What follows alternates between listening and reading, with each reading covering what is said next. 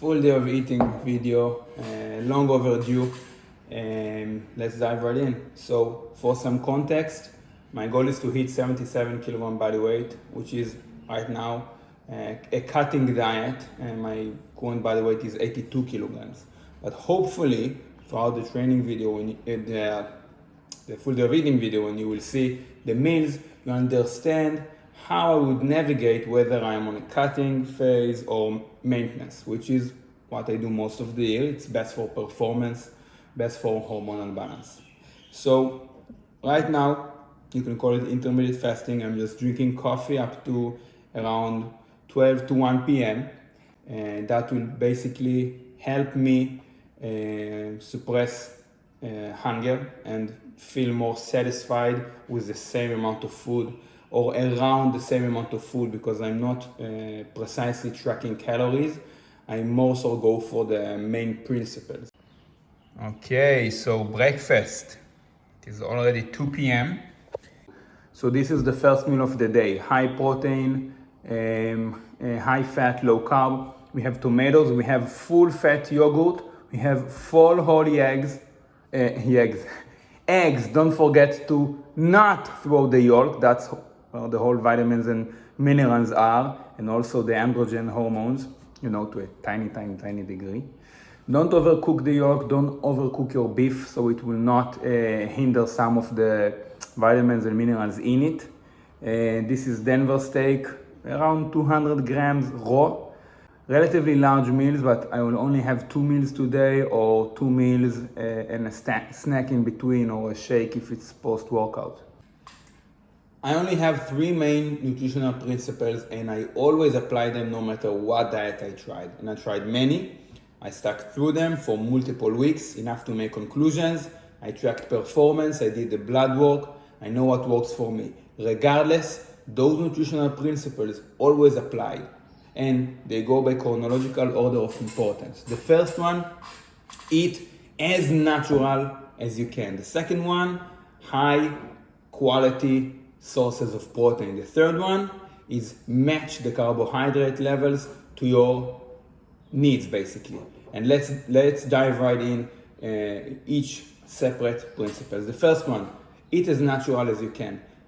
If it swims, if it flies, if it runs, if it crawls, if it hangs from the tree, if it grows from the ground, eat it. This is the hunter-gatherer type of approach that basically gets you closer to nature regarding the food choices.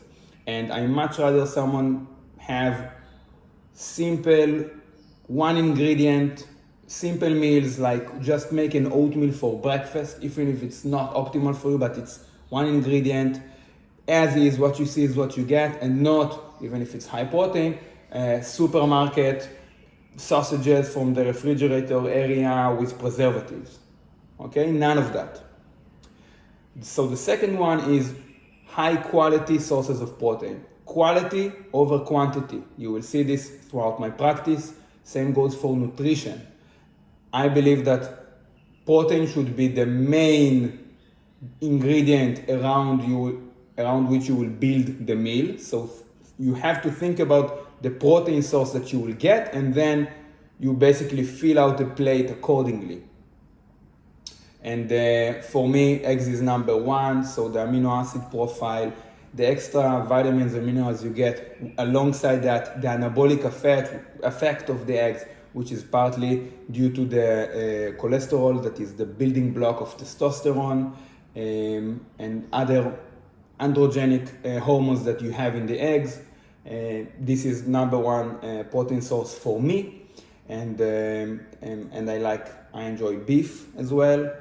Fish, I try to get salmon or sardines, which also, other than the high quality protein, have omega-3 fatty acids, really important to get multiple times within your week. And dairy, which basically I opt for fermented dairy like yogurt, which partially break down the ingredients that are hard, more naturally to most people, to digest. Okay, so these are my choices of protein. Try to get whatever is best protein source for you, okay, each day, and try to start the day with the best protein source you have available to you. It is often how you start the day that will dictate the tone for the rest of it.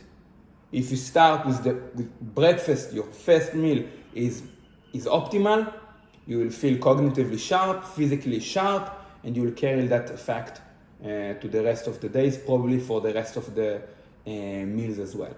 The third nutritional principle is to match the carbohydrate intake to your needs. And your needs rely on three things. The first one is body fat percentage, the second one is genetics, and the third is your activity level. Let's go from the most simple one, the body fat percentage. The lower your body fat percentage is, the more likely you can digest carbs and put them to good use, since the insulin sensitivity is higher.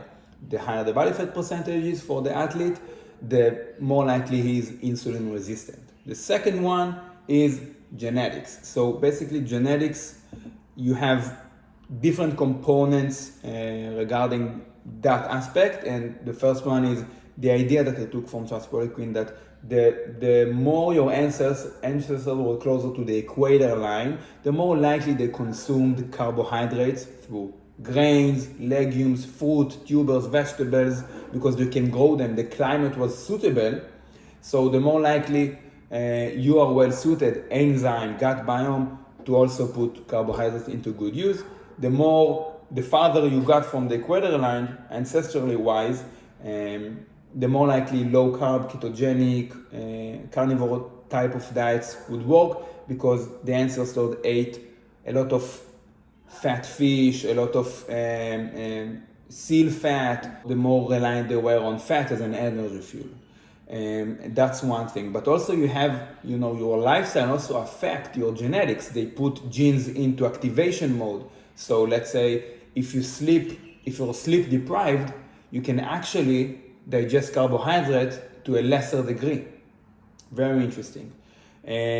So the third one regarding carbohydrate intake is your activity level. Obviously, the higher your activity level also throughout the day, so more depending on your work, but also within your workout, the more total energy you will need. So the more carbohydrates will fill a portion of your overall caloric intake. So let's say you hit your protein requirements, you hit your fat requirements, some of the rest will come from more carbohydrates. And if you dive more particularly into what type of workouts, the more your workout is glycemic, the more it will rely on on glucose as a source of fuel, the more carbohydrates you can put into good use through your nutrition. So bodybuilding is a very glycemic activity. The time of effort, the duration of effort really falls in the glucose dependent, the 1 minute per set area. Weightlifters, where they perform very short sets of 5 to 15 seconds, the more it is dependent on creatine phosphate as an energy fuel, and the more aerobic your activity level, the more it relies on oxygen as an energy fuel, source of energy. So these are my main nutritional principles. Those three principles would always apply to my diet, and they help me govern the choices I make nutritionally. And I'm currently doing carb cycling. So you will see that not every meal consists of carbohydrates. I time my carbohydrate intake more wisely.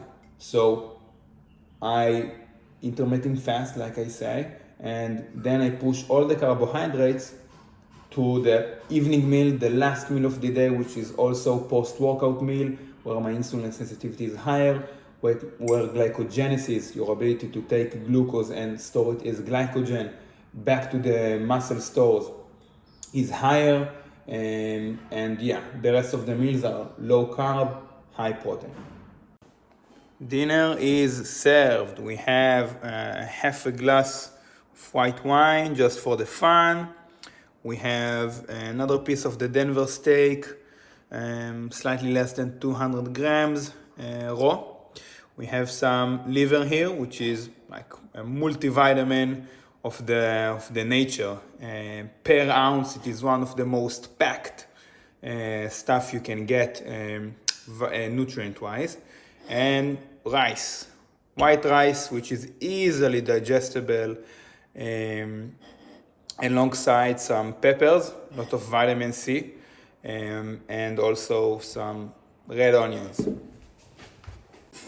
It's now 8 p.m. So my eating window for today was quite narrow, around 6 hours. Usually it is wider than that. Again, I just had work, but being adaptable, being flexible, nutritionally is important. Especially for me, that's something that I can definitely get more out of. And usually this meal would be post-workout. Today is my rest day. I did some light exercise, and now, I'm gonna indulge myself in this meal. If I were to maintain, I will just increase the meal frequency, not the quantity per meal. Okay? And it's very important. This way you absorb more of the nutrients that you eat per meal. The quantities may change if you're 100 kilograms of a beast or 40 kilograms of a female athlete, but the quality, I believe, should stay the same, always optimal. Know yourself, experiment with nutrition. Eventually, if you know what works for you, you're already miles ahead of the curve.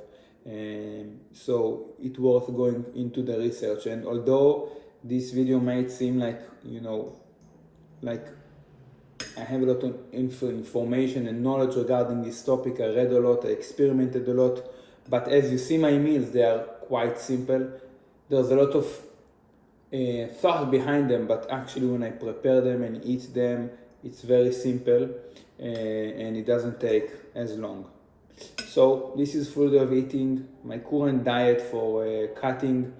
Thank you for watching the video, and please, if you have any nutritional question, let's keep the comment section with nutrition specific this time. Leave it down in the comment section below. Thank you for watching again. See you next time.